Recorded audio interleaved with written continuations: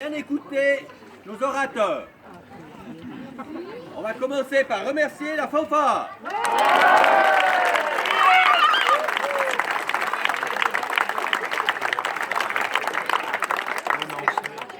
J'espère que vous avez bien mangé. Alors, gros applaudissements pour les potes au feu.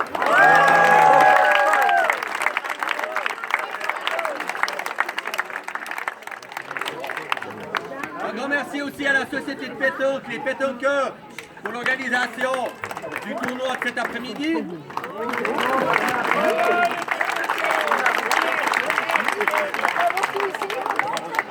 Il y avait 24 équipes. C'est parfait. Mais ils n'ont pas eu la pluie. Je voulais vous remercier d'être présents ce soir. Je vous donnerai quelques explications pour la suite. On va faire un petit cortège, pas très long, on va descendre, faire le tour du rond-point, parce que vous voyez que le feu, il n'est pas très loin. C'est surtout pour les enfants, pour qu'ils puissent se promener avec leurs lampions. Alors, après la partie officielle, à 21h30 environ, les gens prévus de parler court, mais intelligible, moi. Donc les enfants viendront, on va mettre sur la table ici les lampions pour se préparer pour le cortège. La fanfare, vous mettrez là à l'entrée et puis tout le monde sera prêt à suivre. Est-ce que c'est bien compris? Bon. Alors maintenant, j'espère que vous allez réussir à entendre ce que les collègues vont vous dire. C'est donc la parole à...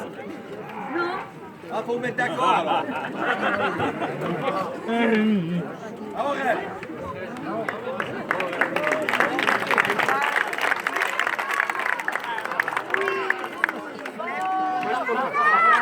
On a tellement de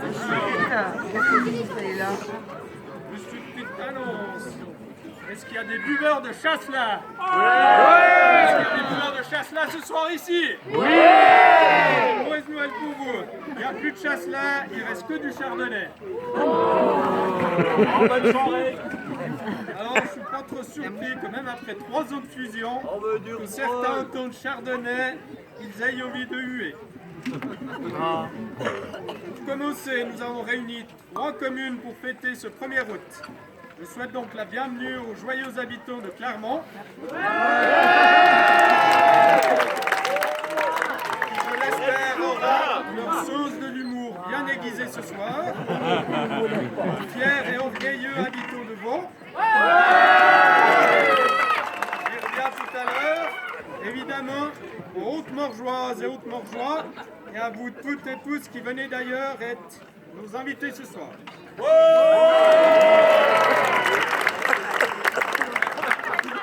Nos Suisses, en règle générale, dans chaque canton, on a donné à la commune la plus importante le nom du canton.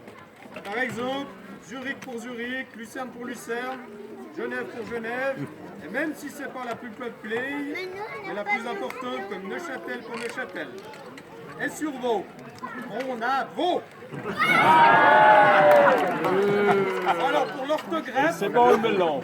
j'étais à l'école avec son syndic. Et l'orthographe, c'était pas vraiment son fort. Bon, pour ceux qui me connaissent ou qui ont déjà pu lire un de mes messages, on n'est pas loin de l'hôpital qui se fout de la charité. Donc, Vaud sous Haute-Morge, Vaud sur Morge, je ne sais plus comment on dit, qui est la plus importante des communes vaudoises. Mais c'est d'ici qu'elle est la plus belle, avec son magnifique arrière-plan, composé de notre région, du lac et des Alpes. Bon, après toutes ces flatteries, j'espère bien qu'ils vont nous soutenir un peu pour les divers projets en commun, notamment notre future crèche ici à Chagnac, qui devrait voir le jour cette législature encore. Bravo. Je vous fais un bref historique de la création de ce fabuleux complexe scolaire situé ici dans la banlieue d'Apt.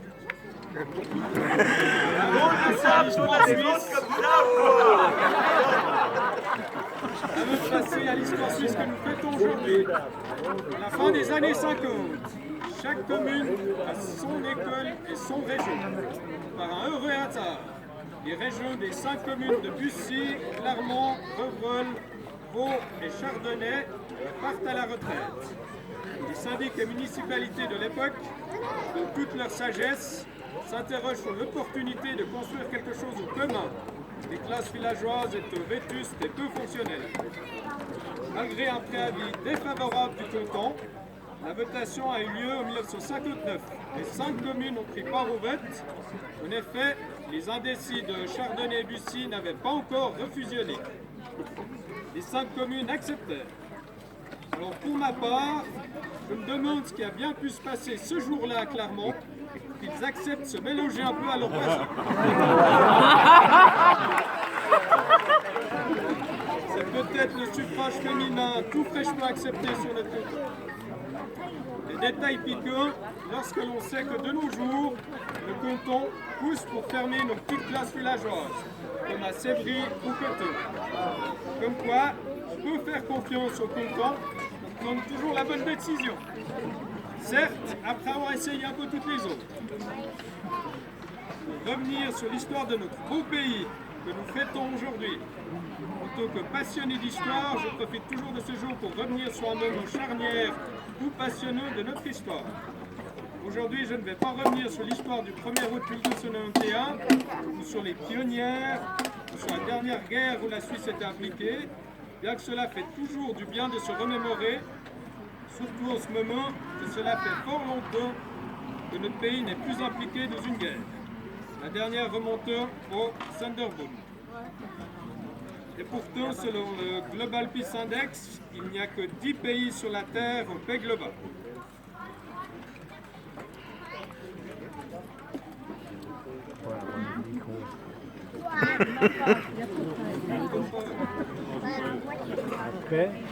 Nous avons fusionné maintenant il y a 3 ans et j'ai pu constater que nous avions des fonctionnements bien différents.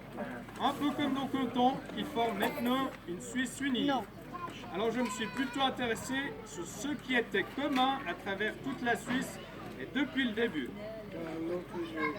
Alors je vous le dis tout de suite, ce n'est pas la façon de gérer les déchets.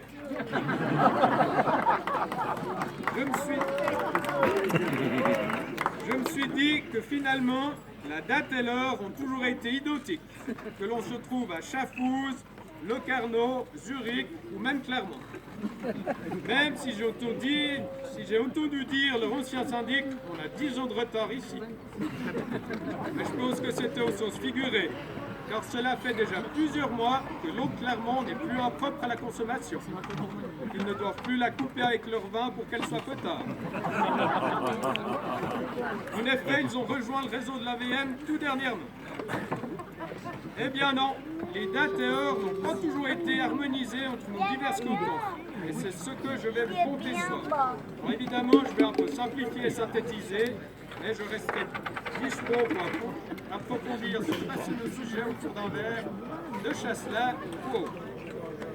Cela s'est déroulé à une époque où je n'étais pas encore né, mais que peut-être notre syndic a connu. J'ai osé demander son âge. Donc, entre 1582 et 1812, il y a eu des décalages de date entre nos diverses régions.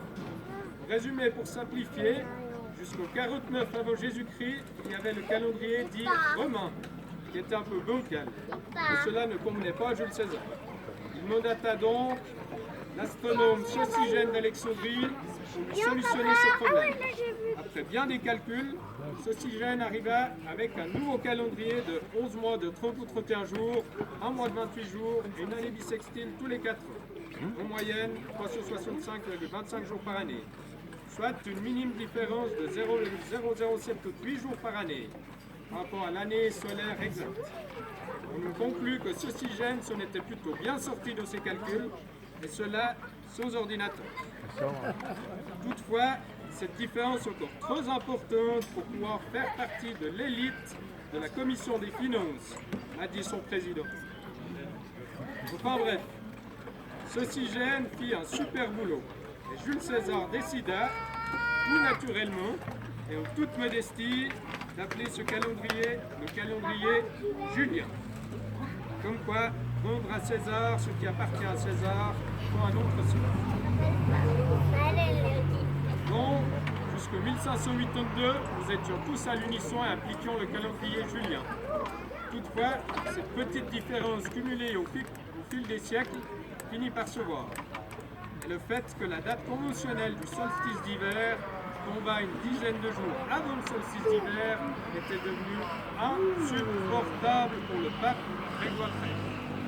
Comme chacun le sait, il était juriste de base et ne supportait pas ce désordre. Il décida d'ajuster les choses en supprimant dorénavant 3 années bissextiles par tranche de 400 jours. Il reste ainsi une mini-différence de 0,003 jours par année. Ce n'était pas encore parfait, mais un compromis acceptable, comme dirait Elisabeth. Ce nouveau calendrier fut baptisé le calendrier grégorien, toujours en toute modestie. Restait à rattraper le retard accumulé depuis Jules César, en sucre 10 jours d'un coup. Alors, le Vatican, l'Espagne et le Portugal le firent en octobre 1582, suivi de peu par la France, c'est-à-dire les pays les plus fidèles au pape. Et en Suisse, me direz-vous, ce fut long et compliqué, à la surprise générale. Les 7 cantons catholiques d'alors suivirent la décision papale de 1584, passant d'un coup du 12 au 22 janvier. Ils ne connurent jamais le 15 janvier 1584, jour de gloire pour la dernière fois, le chauffage de l'église d'Able fut refait. Ah, je dis n'importe quoi. Et les protestants, qui selon d'aucuns préféraient être en désaccord avec le soleil que d'accord avec le pape, rechignaient. Une partie de Zurich et d'Appenzell adoptèrent le nouveau système avant de rétablir l'ancien. Chez les Valaisans, rien n'est simple, les traditionalistes bloquèrent partiellement le changement. Les cantons finirent par adopter le calendrier grégorien par étapes jusqu'en 1798.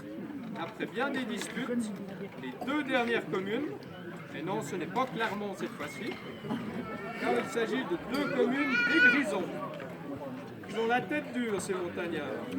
Jamais rien de bon n'est venu de là-bas. Hormis ma maman. Donc, les communes de Bruges et de Chillé, ou avec l'action Scherz, furent les dernières d'Europe centrale à sauter le pas en 1812. Soit dit en passant, les habitants de Chier aiment bien faire de la viande séchée de qualité, évidemment. Petite pub pour la vallée du Crétiga. Autant dire que durant les 3 siècles en question, il était compliqué de prendre rendez-vous avec quelqu'un d'autre d'un autre coin du pays. Il y régnait une indicible confusion. Et si l'on s'y déplaçait, on arrivait, même sans alcool, à ne plus savoir quel jour on est. On pouvait y trouver toutefois quelques rares avantages, notamment pour fêter Noël le 25 décembre avec la famille, et 10 jours plus tard, dans le canton voisin, fêter Noël avec la belle famille le 25 décembre aussi. Sans querelle sur les dates et le temps de digérer entre les 2 repas. Alors tout le monde constatait que cela serait mieux d'harmoniser ceci pour le commerce et la vie de tous les jours. Comme à chaque fois, les personnes sont prêtes à harmoniser, mais pour autant que ce soit les autres qui s'harmonisent avec leur façon de faire. Alors je le dis tout de suite, aucun lien avec quelques sujets d'actualité qui pourraient nous concerner. Mais c'est un Genevois qui a remis les pendules à l'heure.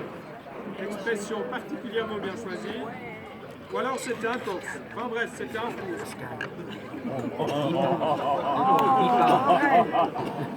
Oh, elle est facile.